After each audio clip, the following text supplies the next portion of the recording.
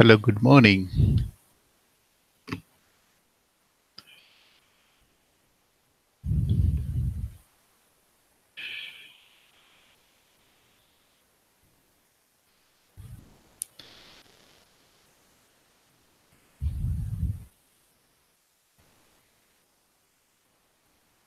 Thanks to everyone for joining us on this seminar. This is a career guidance seminar by Graduate School of Management.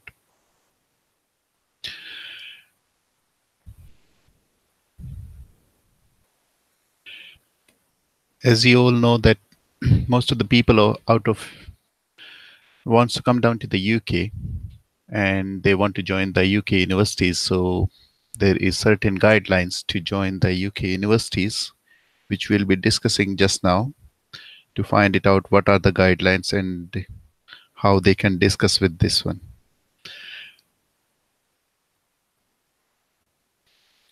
If you are having any questions, you can ask us on the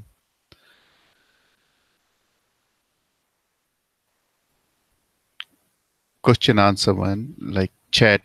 We have activated the chat so that you can learn the question. You can ask the questions and we can answer those questions. Hi, Sony. Hello, Dheeraj. Thanks for joining us.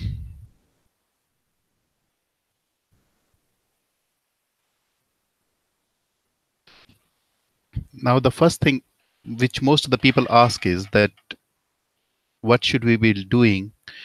We'll be doing for joining the UK universities.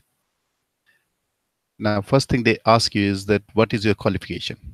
If you are joining any of the bachelor program, then you should be having 12th pass or A levels in most of the countries.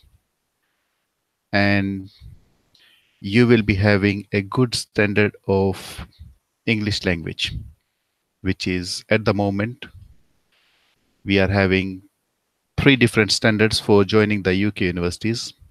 If you are joining a foundation program, which is after 12th, but it's the foundation 0 level program for the UK university degree, it's 4.5 in each and 5 band overall. If you are joining bachelor degree, first year of the bachelor degree, then the requirement is 5.5 in each and 6 bands overall. If you are joining a master's degree program, then the requirement is 6.5 band overall and 6 band in each. And you all should remember that UK government only accepts the British Council UKVI examination for the IELTS. Now, UKVI is a special examination which is adopted by UK Visa and Immigration Services. So that is the only requirement which fulfills you if the university requires only IELTS standards from you. Now, this IELTS standard, which is UKVI standard, is only applicable for the UK students only. For other, if you are going to the other countries, then you can do the general English language, which is academic or professional general English language. But with the if you are joining the UK universities or any of the colleges, then you have to fulfill this requirement. Now, this is the basic requirement. After that, you have to have the funds which you have to show to the government that you are having enough funds, which is, if you are joining the UK college, then normally the fees is 10,900, starting from £8,000 to £12,000 is the mid-range. Most of the universities are having the fees which are around £10,900. But some of them are having the fees which are equivalent to the £8,000, and some of them have the relaxed figures for the foundation level, which is £6,000. If you pay the whole of the fees, then you don't have to show the fees to the university or to the immigration in your file. If you haven't paid the fees, then you have to show the full fees in your file. But most of the universities don't give you the cash letter before you will pay the fees. So that means if you don't pay the fees, 50% fees, they won't issue the cash letter. And they need the full requirement of the finances, that you fulfill the requirement for getting the visa before they will issue the cash letter.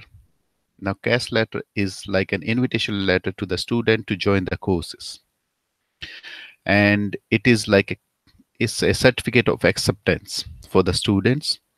So they will issue the cash letter only if they will be satisfied that you are having enough funds in your accounts and you are having English language satisfaction, and what and the grades they required in your education, they require those things also. Most of the people ask us that how many marks are required for joining the universities. Now, universities don't have the fixed amount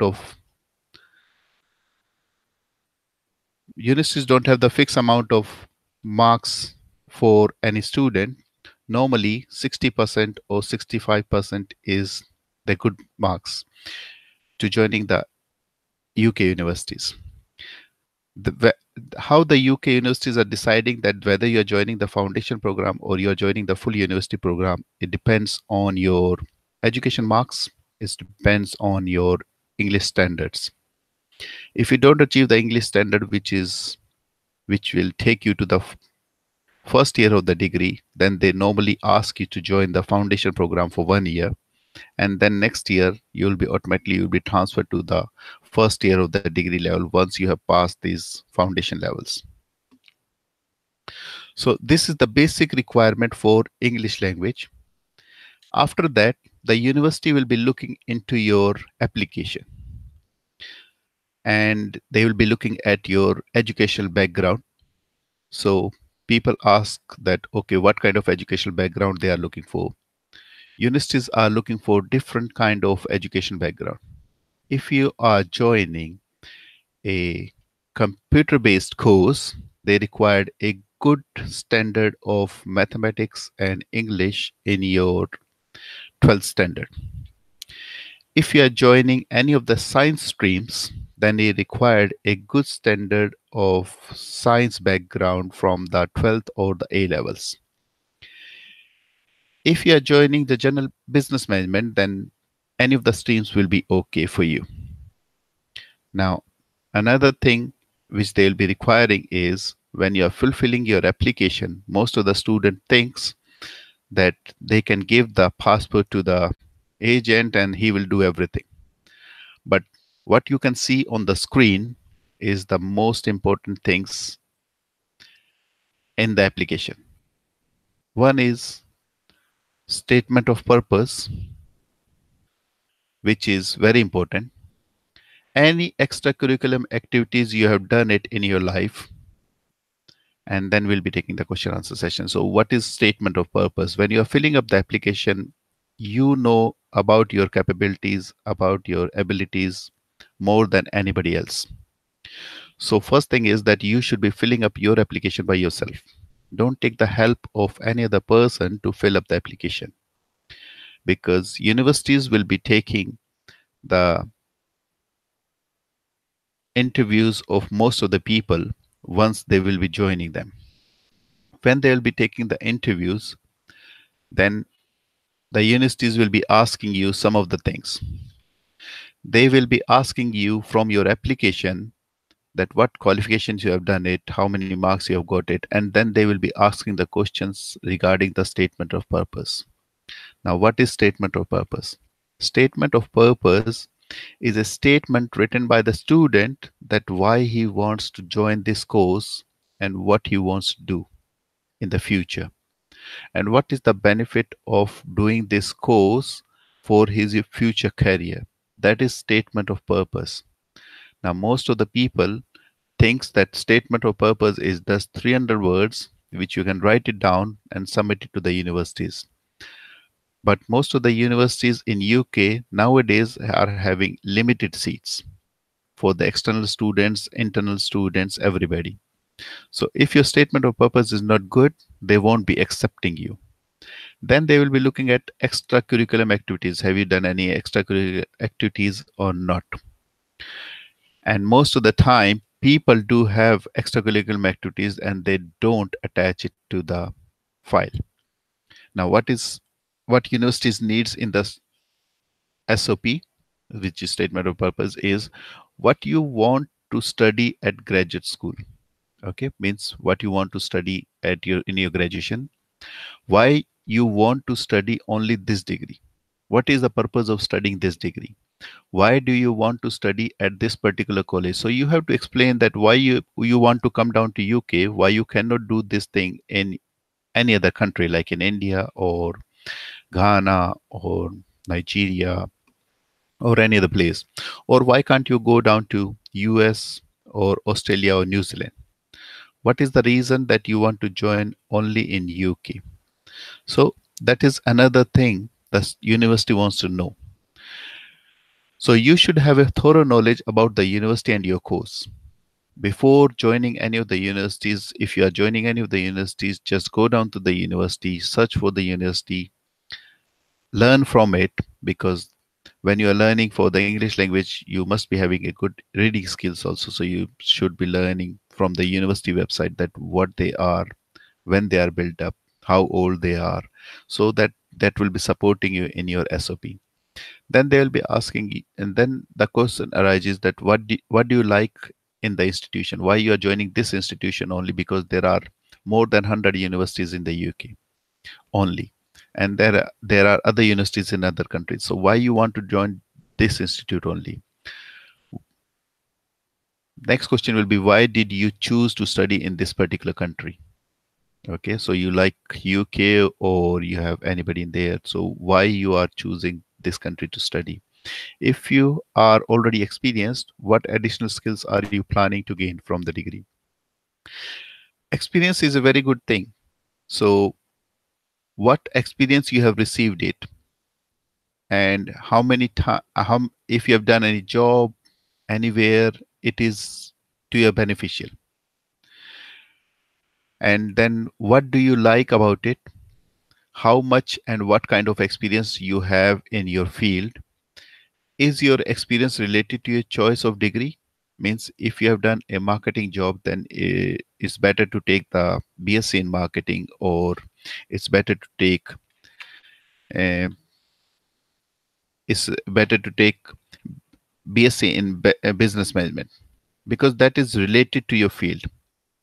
But if the degree is not related to your field, then it's very difficult to understand, to make it understand to the university that why you are taking that kind of degree.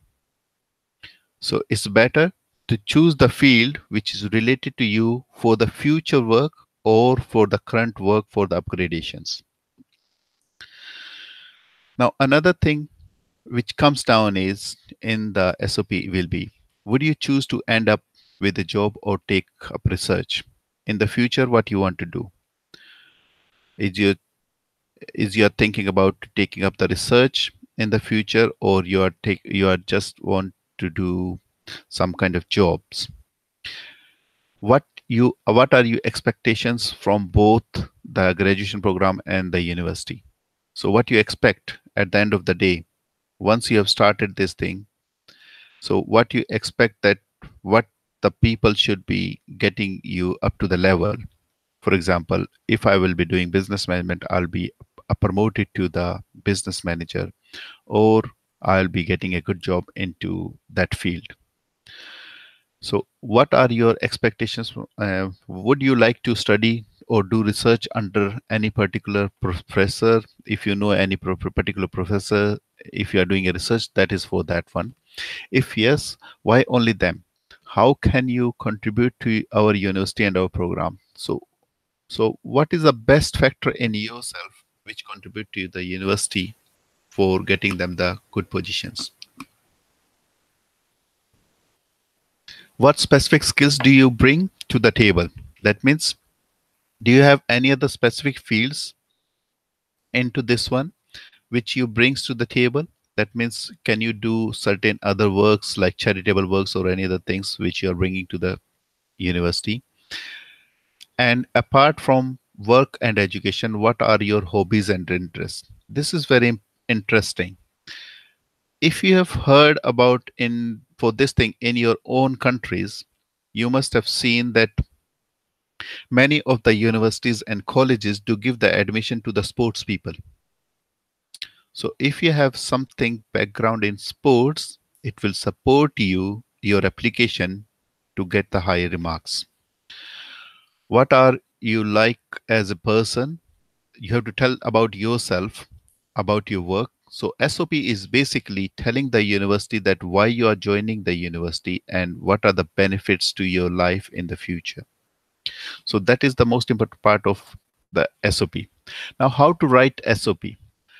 Write stories. So basically, when you are describing anything, try to write down the stories.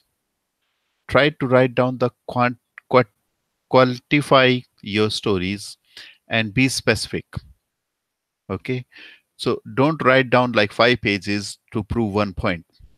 Just put down just put down 50 words or 60 words to put down a story and it explains to a point.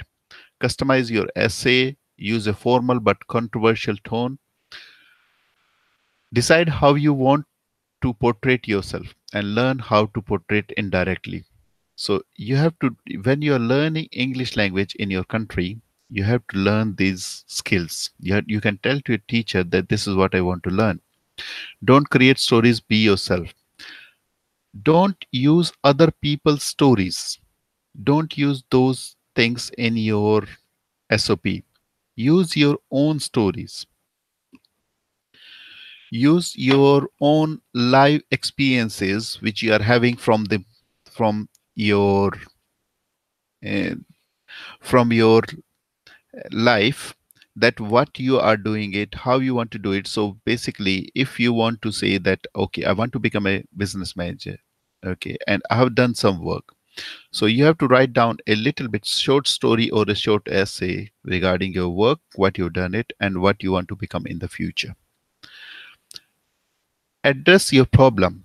If, for example, this is a very good point, like for the people who are joining us, like many people are coming down to us and this is they are already doing a they are already working into the nursing sector and they want to join us in the final year of the degree or in the MSc degree.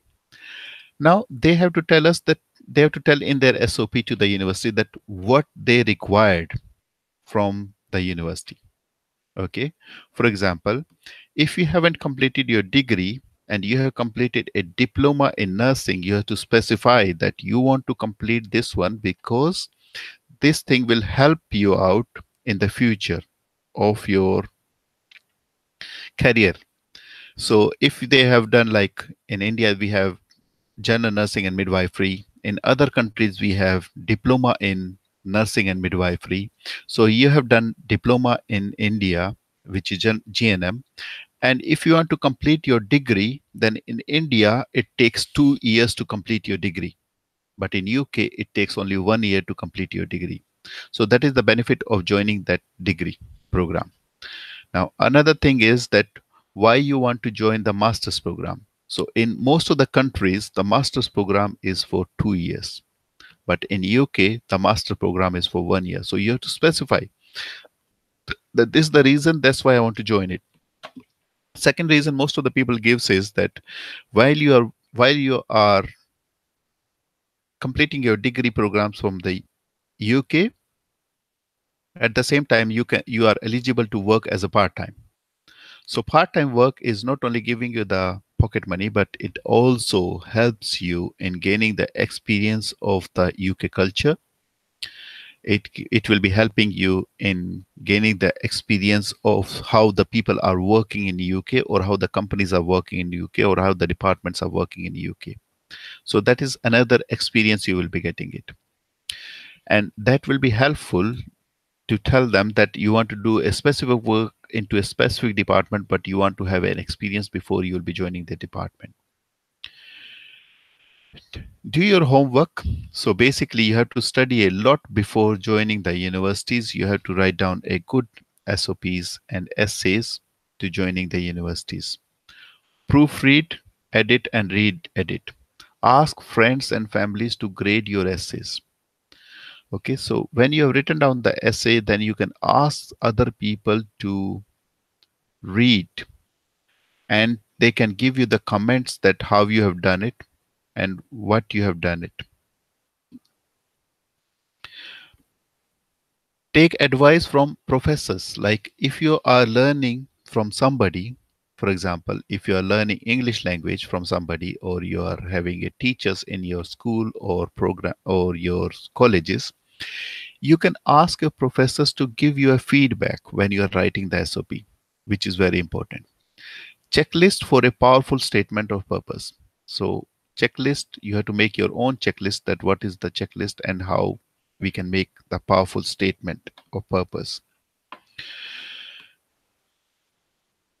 After that, after the SOP you have completed, then about your extracurriculum activities. Extracurriculum activities will be covering the four things. First one will be sports activities, second one will be physical activities, third one will be charity work, and fourth one will be work experience. So many people do have many of the certificates with them in their own countries, but they never attach the certificates, which is not good. So if you attach the certificates, all the activities you have done it in your school life, if you attach the certificates with your application, it supports your application. Okay. Hi, Viboda. We have just discussed the English language requirements. I will explain it again once I will complete this section. So physical activities means any activities like you have done it, like judo, karate, or any other physical activities or any other programs you have joined it, then that activity certificates you should bring it with your application. Most of the people, what they do is they just attach the English language certificate, they just fulfill their application forms without knowing what they are putting down into the SOP, and they submit the application. Now the universities don't like that one. So they require these. Out of these four activities, obviously, when you are in a school for more than 12 years, you should be doing some kind of activities in your life. So if you have any sports activity certificates, like from the school, from your authorities, from district level, state level, national level, you should attach those certificates. Physical activity certificates, you should be attaching it. Charity work means if you have done any charity anywhere. For example, if you have done a charity work in a temple or in a gurdwara or in a church, if you have done two charities and they give you the certificates, it will be supporting your activities. If you are having a work experience from any company, then that work experience will be supporting you in your application, because that activity will be supporting you. That, for example, all the nurses which are joining for the nursing in masters or in the bachelors, they do ask them, have you done any of the work experience or have you done any voluntary work? Work experience doesn't mean that you should be paid for that work. Work experience can be a voluntary work also. So if a person is not paying or a charity is not paying to you and they are asking you to do some work, and in return, if they give you the certificate, that will be helping your certificates. Now, these things, they are not restricted to only to UK, but wherever you do in the world, any applications, these things supports. But I haven't seen any of the agents in any country will be telling that you have to be support, you have to have these kind of activities or you should have these kind of certificates. That is a problem, because you go down to them and you say to them that you want to study this thing in that country, that's it. And that person, if somebody else is filling your application, that person doesn't know anything about you. So you need to understand that thing. That is very important, that these things means that your application can be successful or unsuccessful. Many times people who are getting less marks in the education and they are having these certificates, they will be selected into the course because of these activities. Now about extracurriculum activities, proofs or certificate is very important. Okay, so if you put it down that you have done a, you have played like into athletics or anything, that doesn't count. So you required a proof or a certificate of extracurricular activities helps the student application. So what kind of sports activities like football, basketball, cricket, all these comes under sports activities. Physical activities like tracking, karate, swimming, and others. Charitable work, Red Cross Society, community work, charitable societies, and other. Work experience, having worked in the office environment, even if the student has worked 1 to 3 months, proves that he or she knows what they want to learn and what will be their future prospects in the career. So that is very important. So these are the things which are required into your application. And some of the people ask us that what is the requirement of the funds. Then out of London, the requirement of the fund is 9,135 for the maintenance charges. Maintenance charges means that how you will survive, because government don't count the jobs. If you're doing any short, any part-time jobs or anything, they don't count it. So you should have your fees and you should have your 9,135 for the outer London. Outer London means leaving London anywhere in the UK. You should be having those kind of funds to be maintaining yourself. That is known as maintenance funds. Now, total amount becomes around £20,000 if your fees, for example, on an average is £10,900. So you need to understand that you need to prove to the government that you are having sufficient funds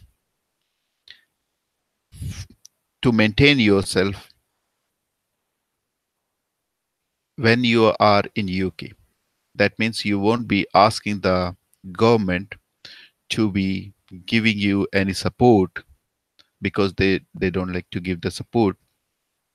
And that is the thing. So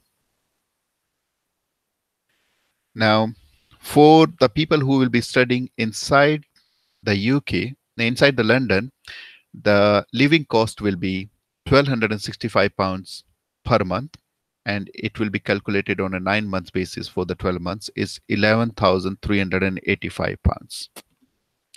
That is the total fees you required it. In addition with your fees and your maintenance charges will be around £22,000 for people who will be studying in London. People who will be studying outside London will be like £2,000 less, will be having around £20,000. If you are coming for the foundation program, it's around £17,000 or £15,500. It will be starting from there. So you have to do, you need to understand that you need to do a planning before coming down to UK. Without planning, it won't be successful. So you need to plan your English language test. You need to study for that one. You need to plan your maintenance charges and your fees. That means you have to have this much amount of money in your account. And then you need to plan to how to do your application. Lastly, when you want to join. So there are normally, many of the universities do have 2 semesters, which is a January or February semester and a September semester. These are the 2 main semesters in UK. Most of the courses starts in September, but some of the courses, some of the universities do start in February or January also. But February or January session is small, and the September session is the largest one. So every course will be starting in September. Not each and every course will be starting in February. So you need to plan your way according to that thing also. Now, somebody was asking Vibodha was asking about IELTS. Now, IELTS is having, I was telling that the IELTS admissions, the admission in the UK universities require have three standards for the IELTS. One standard is for the foundation program, which is 4.5 band in each and 5 band overall. The other one is if you are taking the admission directly into the graduation program, that will be 5.5 band in each and 6 band overall. If you are taking into the master's program, 6 band overall and 6.5 band, no, 6.5 band overall and 6 band in each. You need to understand that in each factor is very important, because in all the four subjects you should be having the same grades. For example, if you have having 5.5 band requirement for entry into the bachelor program, then each module should have 5.5 band. For example, reading, listening, speaking, and writing should have 5.5 band in each. But overall, some of the universities will be asking you 6 band. So that is the requirement for the English language. So other requirement, if you have any other questions, you can ask us and we can answer those ones.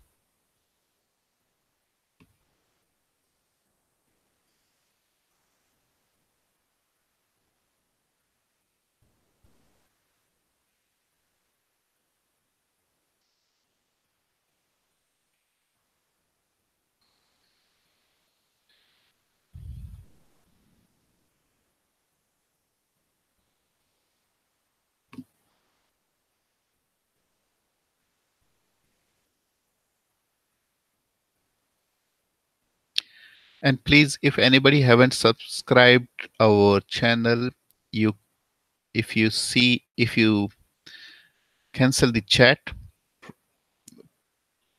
and the live chat on the right hand side is a cross. If you cross the chat, then you can see the subscribe red color. You please press that one so that you'll be subscribed to the channel, and whenever we are doing the live sessions, then you can attend us directly.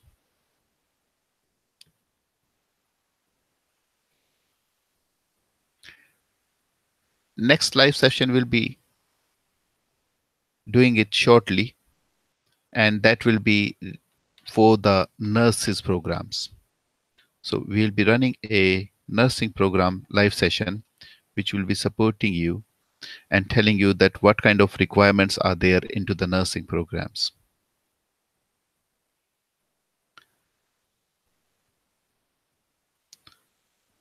So please let us know when you will be joining us next, and we will send you all the details of the next session. Yes, we are supporting those people who are coming for the MSc courses. I'm sending you the email on which you can send us your details, and on that one we can reply you back. We don't know in which stream you want to go into.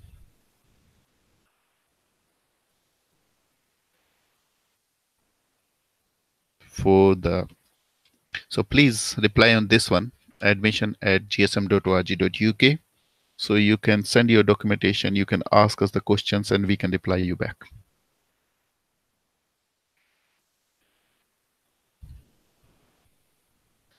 So,